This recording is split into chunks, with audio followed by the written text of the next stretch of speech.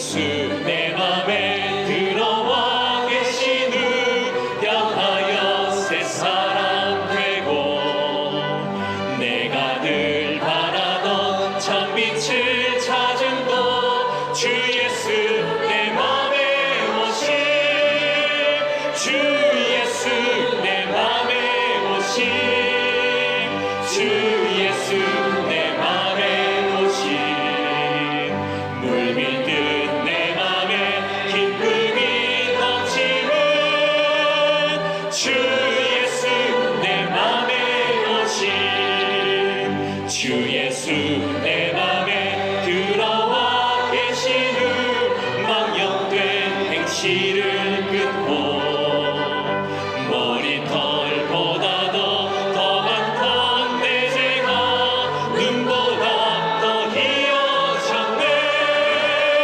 주 예수 내 맘에 오심 주 예수 내 맘에 오심 물밀듯 내 맘에 기쁨이 넘치는 주 예수 내 맘에 오심 내 맘의 소망을 든든히 가지는 주 예수 내 맘에 오심 의심의 구름이 사라져 버림도 주 예수 내 맘에 오심 주 예수 내 맘에 오심 주 예수 내 맘에 오심 물밀듯 내 맘에 기쁨이 넘치는 주 예수 내 맘에 오심 사망의 음침한 골짜기 가다가 밝은 빛 오련히 비쳐 저 멀리 하늘 문 환하게 보임도 주 예수 내 맘에 오심 주 예수 내 맘에 오심 주 예수 내 맘에 오심 물밀듯 내 맘에 기쁨이 넘치는 주 예수 내 맘에 오심 주 예수 내 맘에 오심 주 예수 내 맘에 오심 물밀듯 내 맘에 기쁨이 넘치는 주 예수 내 맘에 오심 모든 상황 속에서 주를 찬양할지라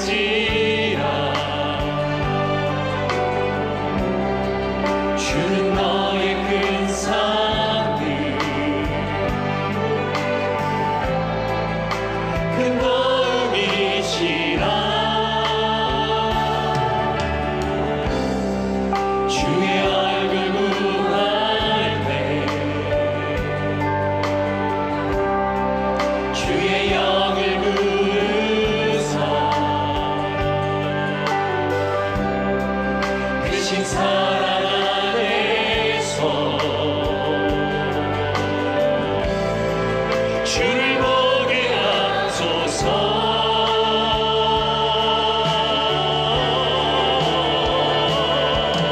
내 영혼이 확정되고 확정되어 싸우니 믿음의 눈들아 주를 바라봅니다 내 영혼이 확정되고 확정되어 싸우니 믿음의 눈들아 주를 바라봅니다 모든 상황 속에서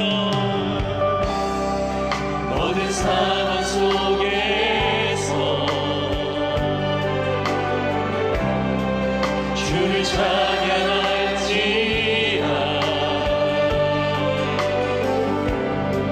주는 너의 큰 사랑을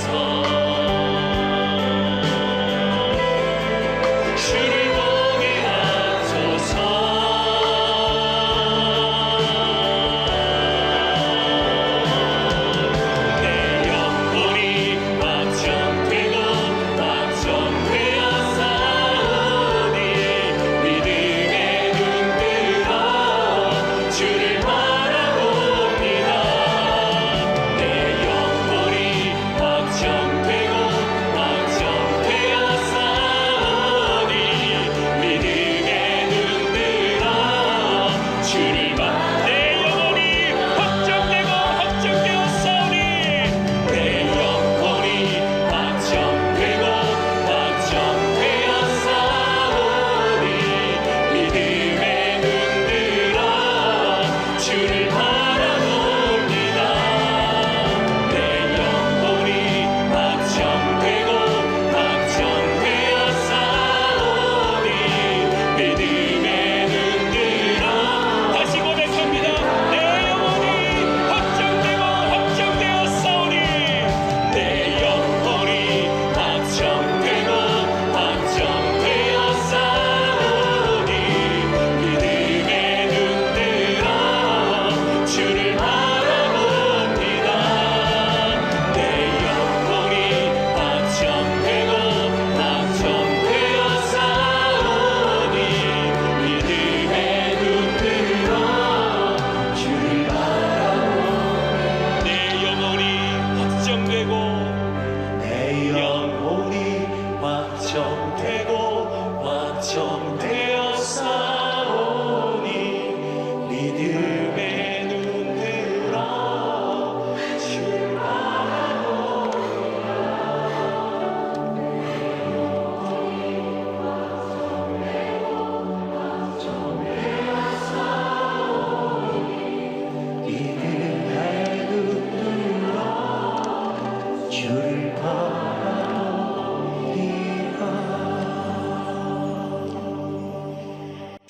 자, 오늘 이제 이 창세기가 제가 앞부분에 이 창세기를 크게 두 등분으로 나누죠. 1장부터 11장까지, 그리고 12장부터 50장까지.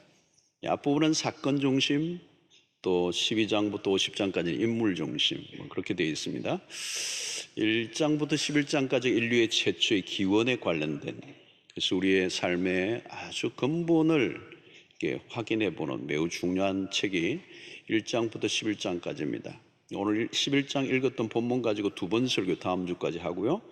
그 다음에 12장으로 넘어가는데 사실 11장으로 마치지만 12장하고 연결되기 때문에 아브라함 얘기로 해서 올 한 해 이 부분을 마치려고 합니다. 오늘 33번째 창세기 강의가 되는데요. 자, 오늘 1절부터 4절까지 한 단락이고 또 5절부터 9절까지가 단락이 되겠습니다. 1절부터 4절까지는 땅에서 일어난 인간들의 활동이 주목이 되고요. 그 다음에 5절부터 9절까지는 땅에 내려오신 하나님의 활동들에 대한 얘기입니다. 땅에서 어떤 일이 인간들이 행하고 있는가, 또 거기에 대한 하나님의 반응. 그래서 어떻게 보면 인간의 행위와 하나님의 활동의 사이에 충돌이 일어나는 그런 장면들이 오늘 본문 속에 나타나고 있습니다. 자, 이 땅과 하늘, 인간과 하나님과의 이 대립적 구도가 설명이 되고요. 특별히 1절부터 4절까지는 에덴에서 쫓겨난 인간이 스스로의 힘으로 살아가려고 하는 몸부림이 도시를 만드는 것으로 나타나 있습니다. 그래서 오늘 이 본문은 도시의 출발, 도시 문명의 출발, 그것의 모습을 우리에게 보여주는데, 사실 이것은 창세기 3장의 인간의 타락, 아담과 하와의 타락의 연속선상에서 일어나는 것이 바벨탑 사건이다, 이렇게 얘기할 수 있습니다. 자, 오늘 이 도시 문명이 이렇게 시작이 된 것은 사실 오늘 이 11장에서 뿐만 아니고 이미 창세기 4장에서 시작이 되었습니다. 에덴에서 쫓겨난 인간의 첫 출발이 4장 17절에 나옵니다. 아내와 동침함에 그가 임신하여 에녹을 낳은지라 가인이 성을 쌓고 그의 아들의 이름으로 성을 이름하여 에녹이라 하였더라. 이 성이라는 말은 시티, 도시를 의미합니다. 문명의 출발이에요. 그 길은 이제 예술이 시작이 되고요, 과학 문명이 이미 시작이 되고 있는 기구들이 만들어지고 이런 것들이 나타나고 있습니다. 자, 에덴에서 쫓겨난 인간의 에덴을 대신하여 만든 것이 도시다, 성이다라고 할 수 있습니다. 이 가인은 에녹이라는 아들의 이름을 따가지고 이 성을 최초로 만든 창설자가 가인이라고 볼 수 있습니다. 본문에서 나오는 이 바벨탑, 이 바벨이라는 이름이 나오는데요, 이것은 10장 10절에 먼저 언급이 됩니다. 그의 나라는 시날 땅에 바벨이라는 이름이 나옵니다. 바벨과 에렉과 아깝과 갈레에서 시작되었으며, 자, 여러분, 이 바벨이라는 이름은 우리가 굉장히 익숙합니다. 뭐죠? 바벨론이라는 나라, 바벨로니아라고도 알려져 있는 이 바벨론이 이 바벨에서 왔습니다. 창세기 10장 8절로 9절에 보면 구스가 또 니므롯을 낳았으니 그는 세상의 첫 용사라. 그가 여호와 앞에서 용감한 사냥꾼이 되었으므로 속담에 이르기를 아문은 여호와 앞에 니므롯 같이 용감한 사냥꾼이로다 하더라. 자, 여기서 첫 용사, 용감한 사냥꾼으로 알려진 이 니므롯, 이 니므롯은 결국 훗날 바벨론 제국이 됩니다. 자, 우리 성경 속에 이 바벨론이라는 나라는 이스라엘과 굉장히 많은 앙숙과의 관계 속에 이제 갈등과 대립과 싸움이 많이 일어나고 이스라엘을 괴롭힌 이 민족, 또 그 당시에 세계 최고의 제국이 바로 바벨론입니다. 어거스틴이 쓴 유명한 책이 있습니다. 우리 신학을 한 모든 사람들은 이 책을 섭렵하게 되는데 하나님의 도성이라는 책입니다. 이 책에서 두 성을 얘기하는데 첫 번째는 하나님의 성. 그것을 우리 성경에서 얘기하면 비유로 한다면 예루살렘이라고도 얘기하죠. 하나님의 성. 또 하나는 인간이 만든 성입니다. 그것을 우리는 바벨론이라고도 표현하죠.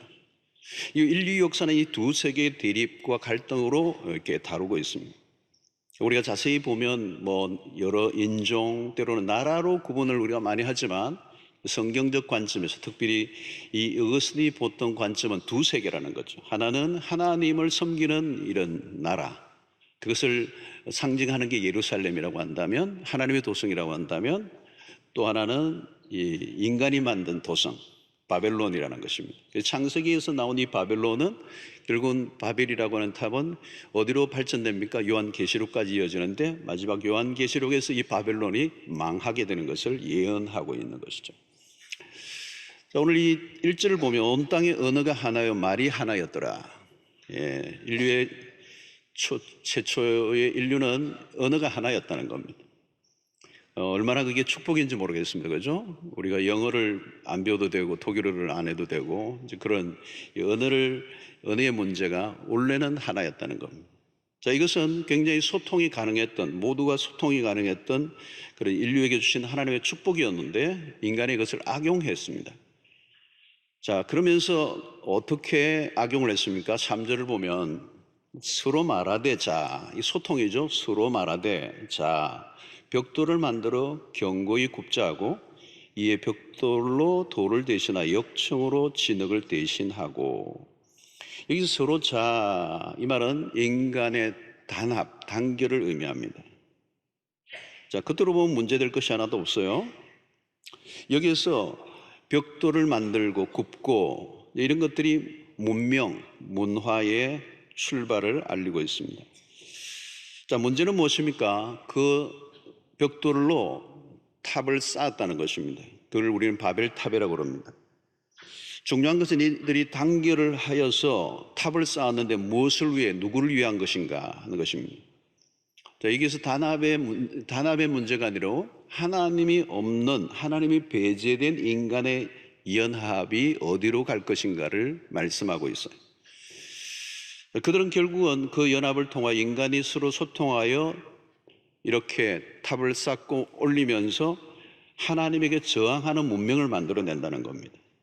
서로 말하되 자, 여기서 우리는 하나님에 대한 반역을 공모하는 모습을 보여줍니다. 자, 사실 이것은 에덴에서부터 시작이 됐죠. 성읍과 탑을 쌓는 이 인간의 건설하는 모습은 이미 에덴에서부터 시작이 되었어요. 자, 오늘 인간 도시의 출발인데 4절에 보니까 또 말하되 자, 성읍과 탑을 건설하여 그 탑 꼭대기를 하늘에 닿게 하여 우리 이름을 내고 온 지면에 흩어짐을 면하자 하였더니. 자, 여기서 우리가 첫 번째 보아야 될 것은 그 탑 꼭대기를 어디에 닿게 하여? 하늘에 닿게 하여. 그렇습니다. 하늘에 닿게 하여. 자, 인간의 욕망이 잘 드러나고 있습니다. 높은 곳을 지향하는 것이죠. 자, 하늘을 닿는다. 하늘이 어떤 곳입니까? 하나님이 계신 곳을 상징하죠. 자, 인간이 하늘까지 탑을 쌓겠다는 말은 하나님에게 가까이 나아가려고 하는 시도이기보다는 하나님에 대한 대항, 하나님에 대한 저항을 의미합니다. 하늘에 닿게 하여, 이것은 하나님의 자리를 넘보는 행위죠. 이것은 아담과 하와의 죄와 동일한 것입니다. 높은 곳은 힘을 상징하는 것이죠. 하늘에 닿게 하려고 하는 교만. 자, 뱀이 하와에게 어떻게 유혹을 했습니까? 창세기 3장 5절을 보면 너희가 그것을 먹는 날에는 너희 눈이 밝아져 어떻게 해요? 하나님과 같이 되어 그랬습니다. 이 유혹에 넘어갑니까? 너가 그걸 먹으면 하나님과 같이 될 거라. 하나님이 그것을 알고 너에게 그걸 먹지 못하게 한다고. 너가 그걸 먹으면 하나님과 같이 될 것이다라고는 이 속삭임에 하와가 선악을 알게 하는 열매를 먹죠. 여러분, 하나님과 같이 될 것이다라고는 이 에덴에서 유혹했던 이 유혹이 얼마나 강력하고 솔깃한 유혹인지 몰라요. 지금도 이 유혹처럼 강한 것은 없습니다. 오늘 또 우리는 매일 매 순간 우리 안에 하나님이 되려고 하는 유혹이 있어요. 하나님 없이도 살아가고 싶은, 하나님 없이도 살 수 있는 세상을 우리는 꿈꾸는 겁니다. 여러분, 기도 응답이 잘 안 될 때 가끔 우리는 원망과 불평이 일어나는데, 이스라엘 백성들이 광야를 지날 때 원망과 불평을 하나님이 굉장히 엄격하게 다루셨는데 이 원망과 불평이 작은 죄가 아니에요. 왜요? 이 원망과 불평은 사실은 깊이 들여다보면 내 마음대로 안 됨, 또 그것이 하나님에게 원망과 불평을 쏟아넣는다는 말은 하나님이 내 마음에 안 든다는 얘기예요. 그래서 계속 하나님 내 마음에 안 들면 하나님을 바꿀 거예요? 내 마음에 드는 신을 찾는 거죠. 하나님이 내 마음대로 움직이지 않으면 하나님을 바꾸거나 하나님을 버리거나 하나님이 내가 되려고 하거나. 여러분, 인간은 본래 기도하는 걸 싫어합니다. 자세히 들여다보면요, 인간은 누구인가 비는 것 자체를 싫어해요. 대부분 어떻게 기도하느냐면 할 수 없어서 기도합니다. 가능하면 하나님에게 빌고 싶어 하지 않아요. 내가 내 마음대로 살고 싶은 세상을 바라는 것입니다. 여러분, 우리가 먹고 살기 힘들 때는 하나님을 찾고요, 손이요 발이요 막 비는데 조금 배가 부르고 돈을 벌고 출세를 하고 나면 하나님을 그렇게 찾지 않아요. 힘이 없을 때는 어쩔 수 없이 하나님에게 고개를 숙입니다. 그러나 힘이 생기면 하나님을 찾지 않아요. 하나님을 밀어내요. 하나님의 자리에 다른 게 들어오는 거죠. 오늘날은 뭐예요? 하나님의 자리에 만몬, 돈이 대신합니다. 돈으로 모든 것이 통하는 세상을 살아가고 있다는 것은 굉장히 그리스도인들에게 위험한 환경입니다. 세상을 보십시오. 돈이 안 통하는 것이 별로 없죠.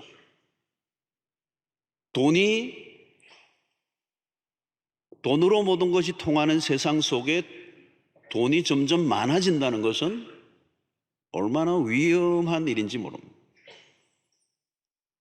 요즘은 이전보다 전도가 참 쉽지 않습니다. 1970년대, 80년대 그 시대는 우리나라가 굉장히 가난했던 나라들, 배가 다 고팠어요. 이 복음이 사실 그 배고픔 속에서 밀고 들어갑니다. 요즘은 전도를 쉽지 않아요. 여러 요인이 있지만, 전도가 안 되는 요인이 있지만 우리나라의 경제 성장과 깊은 연관이 있습니다. 이거는 세계적인 현상입니다. 우리나라뿐만 아니라 인간의 속성과 닮아 있기 때문에. 하나님보다 돈이 더 세 보이는 세상, 돈으로 모든 것을 움직여가는 세상은 이미 바벨성입니다. 돈에 쩔쩔매는 삶을 살고 있다면 이미 바벨탑 안에 갇혀 있다고 볼 수도 있습니다. 도시는 자신의 힘을 자랑하는 곳입니다. 사람들은 하나님 없이도 잘 살 수 있다고 자랑하는 곳이 도시예요. 사람들은 힘을 과시합니다. 세상은 어디에나 고지탈환을 위한 싸움이 치열하게 벌어지고 있죠. 하늘에까지 닿고자 하는 노력은 지금도 계속되고 있는 것입니다. 우리가 늘 접하는 풍경은 무엇입니까? 사다리를 타고 올라가는 광경이에요. 그러나 사다리를 타고 올라가는 것이란 쉬운 일이 아닙니다. 높은 곳으로 올라가는 게 쉽지 않다는 거예요. 사고가 어디서 나는 겁니까? 올라가려고 하다가 떨어지는 추락사. 인간의 욕망은 하늘까지 닿고자 하지만 하늘에 닿을 수는 없습니다. 중요한 것은 높은 곳에 올라가면 좋은 것 같아 보이지만 올라갈수록 어지러운 거죠. 바람이 심하게 붑니다. 올라갈수록 위험 수위가 높아집니다. 근데 왜 사람들은 그렇게 올라가려고 하는가요? 그 이유는 통제받고 싶지 않기 때문입니다. 내가 하나님이 되고 싶은 거예요. 여러분, 인간의 원초적인 이 본능이 뭐냐면 지배의 욕구입니다. 다르게 표현하면 권력 의지라고 얘기할 수 있습니다. 남편은 아내를 지배하려고 하고 아내는 남편의 그 지배를 끊임없이 거부하는, 받지 않으려고 하는 이 싸움이 매일 가정 안에서도 일어나고 있어요. 직장 안에서도 마찬가지. 이 권력 의지가 계속 충돌을 하고 있는 것이죠. 그래서 사다리를 타고 더 높은 곳으로 올라가려고 하는 것이죠. 자, 우리는 예수님의 제자들도 예수님을 따라다니는 동안에 끊임없이 그들이 추구했던 것은 높은 곳이었습니다. 누가 오른쪽에 앉느냐는 것이었어요. 인간은 높은 곳을 좋아합니다. 그래서 하늘까지. 모두가 올라가는 것에 관심이 많습니다. 그러나 아무리 높이 올라가도 인간은 하나님이 될 수 없습니다. 인간들이 하늘까지 탑을 쌓아 올리고자 했지만 하나님이 보실 때는 참 무서운 거죠. 그래서 우리 5절 이후에 보면 알겠지만 하나님이 인간은 하늘까지 다 올라가려고 했는데 하나님이 내려오셔요. 아담에서부터 시작된 실패의 반복입니다. 너희가 하나님처럼 될 것이라. 바벨탑은 교만의 죄를 지적합니다. 인간이 짓는 죄의 근원은 교만이죠. 그래서 유명한 정신의학자인 스카펙이 인간의 원죄와 같은 게 있다면 그게 바로 교만이다. 여러분, 교만은 자신을 높이는 것으로 끝나지 않습니다. 하나님을 근본적으로 대적하는 죄입니다. 인간의 반역은 인류의 역사에 계속되죠. 결국 요한계시록 18장에서는 문명이 발달되고 교만했던 바벨론의 멸망을 예고합니다. 바벨론은 세상의 영, 교만과 대적의 영을 상징합니다. 인본주의적 세상을 말하는 것입니다. 오늘날 일어나는 세상의 운동들 안에, 사람들이 연합한 그 사상들 안에 이념들을 우리는 그냥 보아서는 안 돼요. 바벨탑 사건의 연장선상에 있는 것들이 많아요. 하나님을 대적하는 문화들이 일어나는 것을 우리는 놓쳐서는 안 됩니다. 이런 도시는 어떤 곳입니까? 단순히 사람들이 많이 모인 물리적인 공간을 말하는 것이 아닙니다. 사람이 많이 모이면 어떻게 될까요? 힘이 생기는 것입니다. 힘의 응집을 통하여 무엇을 합니까? 도시는 힘센 자들이 중심에 서는 것이죠. 힘을 가진 자들은 자신의 힘을 자랑합니다. 그리고 결국은 하나님을 밀어내는 것입니다. 하나님을 대적합니다. 하나님이라는 존재를 노골적으로 무시하려고 하는 문화가 형성된다는 거예요. 에덴에서 쫓겨난 인간은 스스로의 힘으로 만든 세상을 이루고자 한 것입니다. 이런 도시는 하나님 없이 살려고 각오한 반하나님적인 문화들이 자연스럽게 일어나요. 하나님이라는 존재가 불편한 것입니다. 하나님이라는 존재에 대한 강한 알러지 반응을 나타냅니다. 에덴에서 쫓겨난 인간이 만든 세속도시는 하나님으로부터의 독립을 선언하는 것입니다. 그래서 세속도시는 인간의 힘을 자랑하는 것입니다. 오늘 여기 보면 벽돌을 만들어 견고히 굽자라고 할 때 이 벽돌이라는 것은 단순히 돌이나 안방과 같은 자연석과 구별되는 것이에요. 인공적인 기술력이 부각됩니다. 인간의 힘으로 쌓은 성은 안정감을 주고 그것이 인간 스스로의 보호벽을 만들어준다고 생각하는 것입니다. 그래서 바벨탑에 드러난 인간의 업적이 드러나죠. 인간의 욕망이 극대화됩니다. 그래서 탑을 건설했다는 것은 무엇을 의미합니까? 건축과 공학적인 발전이 일어나고 있다는 것입니다. 자, 오늘날 과학의 발달이 첨예화되고 있습니다. 과학이 하나님의 자리에 앉으려고도 하죠. 그래서 요즘은 초지능이라는 얘기합니다. 초지능, 아주 슈퍼 인텔리전스라고 하는 오늘날 시대에 가장 뛰어난 인간보다 훨씬 더 우수한 지능을 가진 존재를 만들어내려고 합니다. AI 혁명이 이미 시작이 되었습니다. 이게 어디로 갈지 알 수가 없어요. 그래서 혹자는 그런 얘기합니다. 인간은 사용하는 도구를 바꾸면서 그들이 섬기던 신도 바꾸어 버린다. 지금은 어느 시대보다 과학의 발달이 급속하게 이루어지고 있습니다. 탑을 높이 쌓고 있습니다. 어쩌면 하나님과 인간 사이에 또 다른 존재를 만들어 놓을 수 있다고 장담을 하고 있죠. 과학 발전이 세상을 편리하게 해주고 질병을 퇴치하고 삶의 질을 높여줄 수 있는 묘본에서는 분명히 긍정적인 면들이 있습니다. 문제는 하나님이 배제된, 하나님을 부정하는, 하나님에 대한 반역적 마음을 가진 하나님이 배제된 과학의 발전은 어디로 갈지 알 수가 없어요. 하나님이 빠진, 하나님의 통제를 벗어난 과학의 발달로 인하여 무슨 일이 일어날지 알 수가 없어요. 인간의 야망은 윤리를 무시하고 질서를 깨뜨리고 세상을 불행 가운데 몰아넣을 수도 있어요.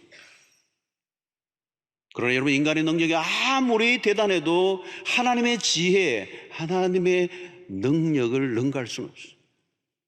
하나님은 하나님 없는 세상의 그 모든 실적과 공적은 무너질 수밖에 없습니다.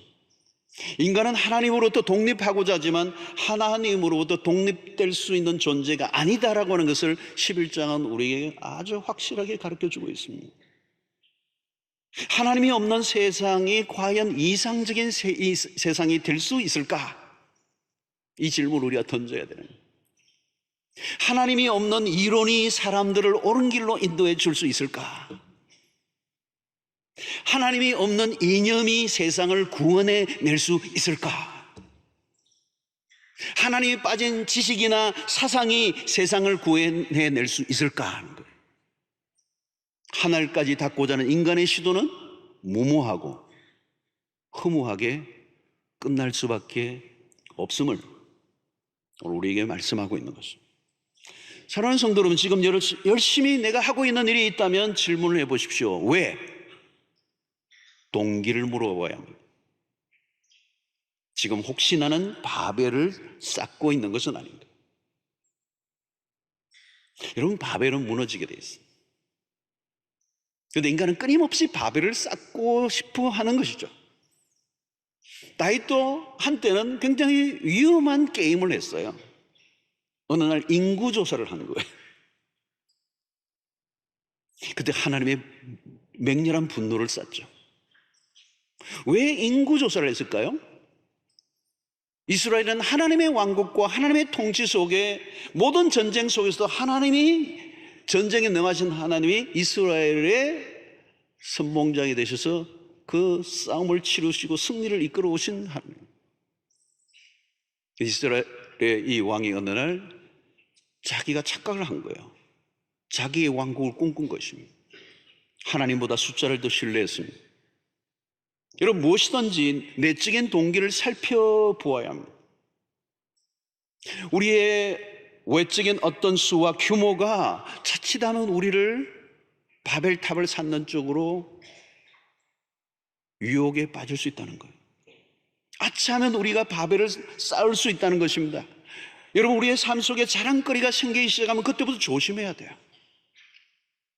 회사가 커져갈 때, 은행의 잔고가 늘어날 때, 사업의 규모가 커져갈 때, 능력이 두드러질 때, 인기가 올라갈 때, 사람들이 박수를 쳐줄 때, 자칫하면 우리를 자만하게 할 수 있어요. 한국교회가 전체 인구 25%를 자랑할 때가 있었습니다. 1000만, 1200만 숫자를 자랑했던 때도 있습니다. 그러나 이 수의 자랑이 얼마나 위험한 일인지 알 수가 없어요. 어떤 교회는 자신의 교회에 대한 불리한 방송을 했다고 방송국까지 어마어마한 수의 교인들이 몰려가 시위를 한 적이 있습니다. 힘의 논리, 수의 논리. 여러분, 언제나 자만하면 무너지게 돼 있습니다. 인간적 업적과 성공의 자랑은 하늘에 닿고자 하는 시도들입니다. 그런 자랑이 있는 곳에는 하나님이 자리할 곳이 없다는 것입니다. 높아지면 여러분, 하나님이 잘 안 보여요. 지금 혹시 하나님이 잘 안 보이면 내가 너무 높아진 거예요. 지금 여러분들의 눈에 무엇이 보이십니까? 하나님이 선명하게 보이십니까? 어디를 향하고 있습니까? 세상은 더 높은 곳으로, 더 높은 곳으로, 더 높은 곳으로 하늘까지 닿으려고 합니다. 그래서 하나님이 되려고 합니다. 그러나 여러분, 그리스도를 보면 그리스도는 정반대예요. 그리스도는 우리에게 전혀 다른 길을 보여주십니다. 그리스도는 높아지고 높아지고자 하신 분이 아니라 그는 낮아지고 또 낮아지신 분이세요. 빌립보서 2장 6절로 8절 보면 그는 근본 하나님의 본체시나 하나님과 동등됨을 취할 것으로 여기지 아니하시고 오히려 자기를 비워 종의 형체를 가지사 사람들과 같이 되셨고 사람의 모양으로 나타나서 자기를 낮추시고 죽기까지 복종하셨으니 곧 십자가에 죽으심이라. 주님은 내려가고 또 내려가셔서 더 이상 내려갈 곳이 없을 정도로 내려가셨어요. 그게 십자가요, 그것이 무덤이었습니다.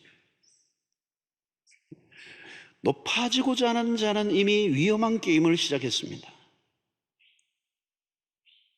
가장 안전한 삶은 낮아지는 삶이에요.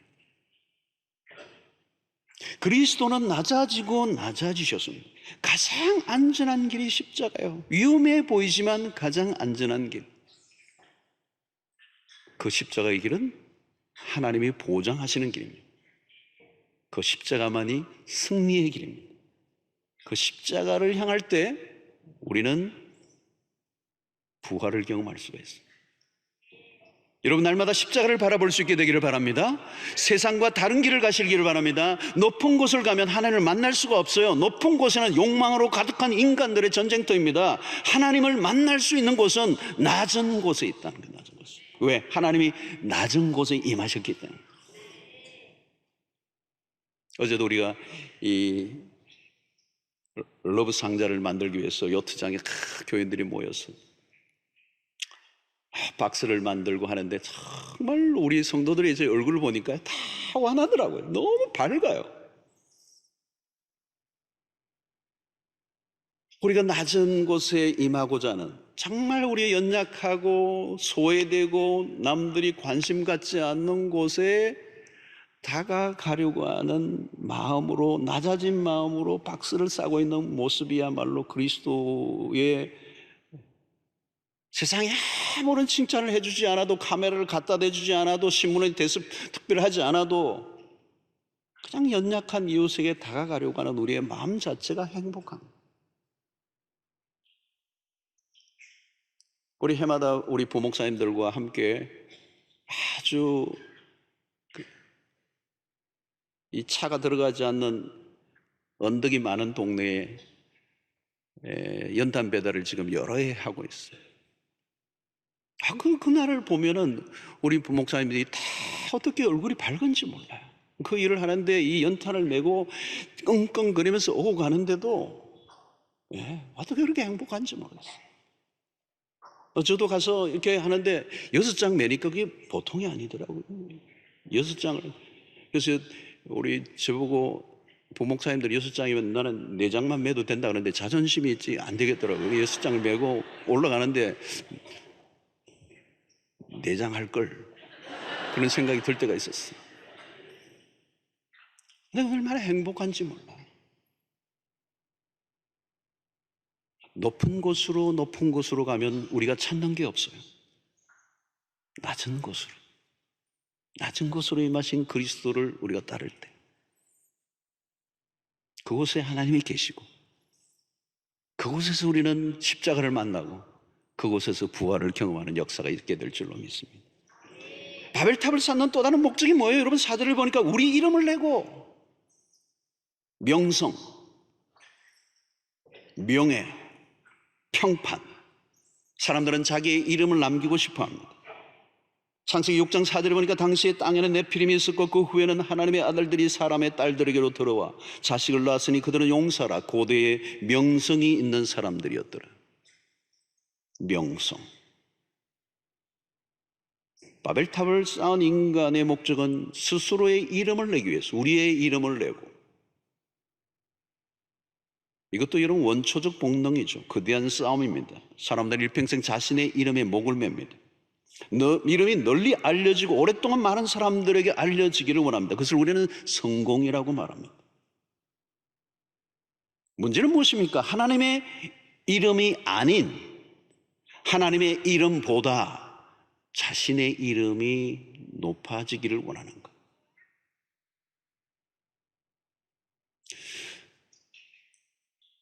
여러분, 명성에 관한 우리 시대도 만만하지 않습니다. 이름을 내려고 우리는 매스 미디어까지 동원합니다. 오늘은 인터넷을 이용합니다.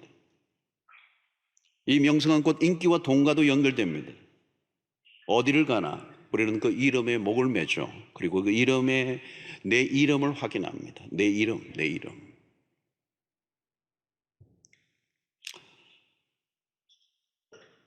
우리가 팀 사역을 종종 하는데요.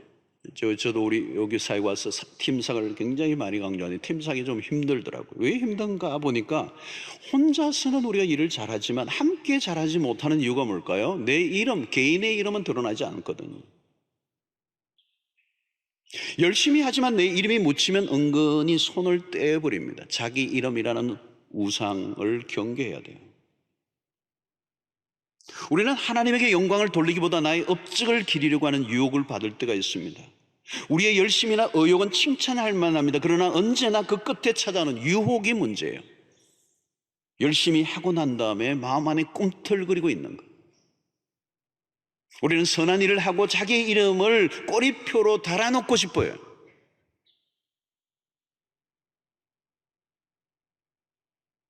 그래서 어디든 보면은 꼬리표가 하나씩 붙어 있어. 꼬리표.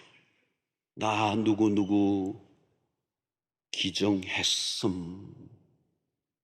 누구 오늘 왔다 갔음. 여러분, 우리는 사역을 열심히 하는 것도 좋지만 주님보다 내 이름이 드러나지 않을까? 선한 일을 하고 난 다음에 찾아오는 유혹을 경계해야 합니다. 늘 조심하지 않은 불순물이 끼어듭니다. 우리가 우리의 이름을 내려고 하면 할수록 위험한 것입니다. 여러분, 명예란 곧 권위란 위로부터 오는 것이지 우리가 쟁취할 수 있는 것은 아닙니다. 얼마나 많은 사람들이 명예를 추구하다가 무너졌는지 알 수 없습니다.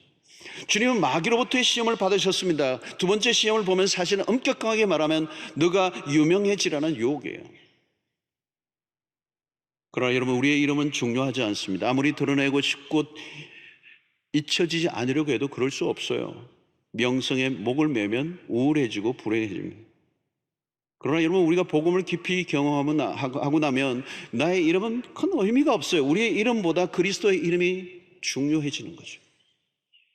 바울은 그리스도만을 높이기를 원했습니다. 그런 개인의 자랑거리들이 빌립보서 2장에 보면 굉장히 많았습니다. 그는 바리새인 중에 바리새인이었고 난지 8일 만에 할례를 받은 자고 가말리엘 문화에서 사사를 받은 그의 경력들을 늘어놓으면 엄청난 것이었지만 그리스도를 발견하고 난 이후에 그 모든 개인의 자랑은 배설물과 같이 여겼다고 그랬어요.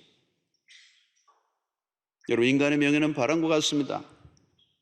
하나님의 존귀하신 이름을 높이는 삶만 영원한 줄로 믿습니다. 이제는 내 이름이 아니라 그리스도의 이름만 높이는 삶을 살아갈 수 있게 되기를 바랍니다. 우리의 정체성은 우리의 이름에 있는 것이 아니라 그리스도에게 속할 때 주어지는 것이고, 우리가 하나님께 온전히 붙어 있을 때 누구도 무시할 수 없는 하나님의 존귀한 백성들이 될 줄로 믿습니다. 마지막으로 오늘 여기 보면 우리의 이름을 내고 그 다음에 뭐예요? 지면에 흩어짐을 면하자 하였더라. 여러분, 여기 흩어짐을 면하고자 하는 내면에는 무엇이 있을까? 인간이 도시를 만든 것 안에는 불안함이 있는 겁니다. 하나님을 떠난 인간의 내면 안에 뭐가 있어? 두려움이 있는 거예요. 그래서 모여, 흩어지지 말고 모여 힘을 합하여 우리가 스스로 우리의 안전을 추구하자는 것입니다. 그래서 도시의 삶은 어떻게 보면 겉으로는 멋지게 보이고 화려하죠. 웅장한 건물들을 보면 자랑스러워합니다. 도시의 위험이 커질수록 찬사가 늘어나죠. 그럴수록 인간의 힘을 자랑하게 됩니다. 힘을 과시할수록 하나님은 보이지 않아요. 사람들의 결속은 더 강화됩니다. 힘을 모으라고. 그러나 그 결속의 목적이 뭡니까? 하나님 없는 연합. 과연 하나님 없이 인간 스스로의 힘으로 평화를 이룰 수 있는가? 사람들은 흩어지지 않고 결속을 하지만 그 안에는 인간의 이기심이 들어있습니다. 결속을 하지만 그들 안에 이미 분열의 위험을 안고 있는 것이죠. 그래서 오늘날 민족주의, 국가주의가 일어나고 있는 경향은 매우 위험한 것입니다. 하나님이 빠진 민족주의는 또 다른 민족과의 전쟁을 일으킬 수 있는 가능성이 있는 것이죠. 그래서 하나님은 그런 민족주의, 국수주의, 국가주의를 경계합니다. 하나님이 없는 문화, 하나님이 없는 학문, 하나님이 빠진 정치, 하나님이 빠진 경제, 그 어떤 것도 온전할 수 없습니다. 그 안에는 불순한 동기가 숨어 있는 거죠. 하나님이 아닌 인간의 오만함이 드러나고 힘을 남용하게 됩니다. 그리고 그 힘으로 어떻게 해요? 결국은 하나님에게 반역하게 되는 거예요. 인류의 번성한 문명에는 인간의 오만함이 숨어 있습니다. 그래서 거대한 성 바벨론은 세속 도시의 상징이요, 그 성을 하나님은 무너뜨리심으로 요한계시록에서 예언하고 있습니다. 요한계시록 18장 2절을 보십시오. 힘찬 음성으로 외쳐 이르되 무너졌도다 무너졌도다 큰 성 바벨론이요. 여러분, 이 바벨론은 하나님을 무시하는, 하나님을 반역하는, 하나님을 인정하지 않는 연합된 도시를 말하는 거예요. 인간이 흩어짐을 면하자고 노력하지만 하나님은 흩어버리십니다. 인류 역사에 자랑했던 고대 모든 문명의 도시들이 역사 속에 다 사라져요. 영원한 제국이 없다는 것입니다. 결국 인간의 결집, 흩어지지 않으려고 하는 것은 땅에 충만하라는 하나님의 명령에 대한 도전입니다. 하나님은 땅에 충만하라고 하셨어요. 그것은 모여있지 말고 온 땅으로 흩어져 하나님이 본래 우리를 부르신 그 목적과 소명을 따라 살아가라는 것입니다. 모든 피조물들은 하나님의 목적에 의해서 만들어졌어요. 그 목적을 거부하고 이기적인 목적을 추구하며 흩어지지 않고 살아갈 때 하나님의 심판을 초래하게 된다는 거예요. 여러분, 여기 모였다는 것보다 더 큰 문제는 하나님의 명령에 대한 저항입니다. 하나님을 제거하고 하나님을 부정하고 하나님보다 더 높아지려고 하는 모든 시도는 실패하고 만다는 것이 요한계시록의 결론입니다. 성도 여러분, 인간을 위한 인간의 도시는 불완전해요. 그래서 오늘 이 온 세상이 그렇게 복잡하고 혼란하고 어려운 이유가 바로 여기에 있는 것입니다. 여러분, 인간은 흩어지지 않으려고 하지만 하나님은 흩었어요. 이건 우리 다음 주일날 좀 더 다뤄보겠습니다만, 교회도 마찬가지입니다. 여러분, 주일날 이렇게 많이 모여 예배를 드리고, 예배를 드린 하나님의 백성들이 어때요? 우리의 목적은 모이기 위해서의 목적이 아니라 흩어지기 위해서 모인 것입니다. 모여 있기만 하면 안 돼요. 신약의 교회는 가라는 명령을 받습니다. 우리는 세상으로 나아가야 돼요. 주님은 우리에게 말씀하시고 너희는 세상의 빛이요 세상의 소금이라고 그러는 거예요. 우리가 있어야 할 자리가 어디죠? 세상이라는 거예요. 세상.